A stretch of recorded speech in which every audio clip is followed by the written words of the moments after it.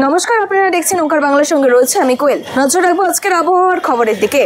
অন্যান্য বছরের তুলনায় এবছর যেন রেকর্ড করেছে বর্ষা, শেষ হয়েও যেন শেষ হচ্ছে না বর্ষার বৃষ্টি।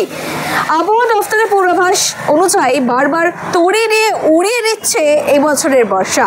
দক্ষিণে প্রবল বৃষ্টিতে জমা জল আর উত্তরে রীতিমতো তাণ্ডব দেখিয়েছে বর্ষা। তবে সূত্রের খবর অনুযায়ী আর বেশি দিন এই অত্যাচার সহ্য করতে হবে না রাজ্যবাসীকে। এবারে বিদায় নিতে চলেছে বর্ষা। আগামী সপ্তাহেই বড় সড়ো পরিবর্তন হতে চলেছে আবহাওয়া দপ্তর সূত্রে জানা গেছে আর 2-3 দিন কখনো রোদ কখনো বৃষ্টি পরিস্থিতি চলতে থাকতে পারে রাজ্যে। তারপর ধীরে ধীরে এবছরের মতো বর্ষার বিদায় নেবে রাজ্য থেকে।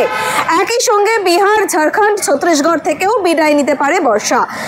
আজ রবিবার দক্ষিণবঙ্গের সব জেলাতেই হালকা থেকে মাঝারি বৃষ্টিপাত হবে, তবে বৃষ্টির দাপট তুলনামূলকভাবে কম থাকবে। উত্তর 24 পরগনা, দক্ষিণ 24 পরগনা, কলকাতা, হাওড়া, হুগলি, পূর্ব মেদিনীপুর, পশ্চিম মেদিনীপুরে বৃষ্টিপাতের পরিমাণ বেশি থাকবে, তবে কোনো জেলাতেই ভারী বৃষ্টির সম্ভাবনা নেই।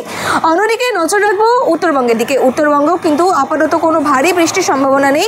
ধীরে ধীরে পরিস্থিতি স্বাভাবিক হচ্ছে উত্তরবঙ্গে আর কোনো দুর্যোগের সম্ভাবনা নেই। দার্জিলিং, জলপাইগুড়ি, আলিপুরদুয়ার, কোচবিহার জেলাগুলিতেও কিন্তু তেমন বৃষ্টিপাতের সম্ভাবনা নেই। বলা যেতে পারে গত কিছুদিন আগেই উত্তরবঙ্গে যেমন একটা বিপর্যয় পরিস্থিতি দেখেছিলাম, সেখান থেকে কিন্তু কেটে উঠেছে উত্তর বাংলা। এরকম অন্যান্য নিউজ আপডেট পেতে হলে অবশ্যই চোখ রাখবেন ওঙ্কার বাংলা ডিজিটালে।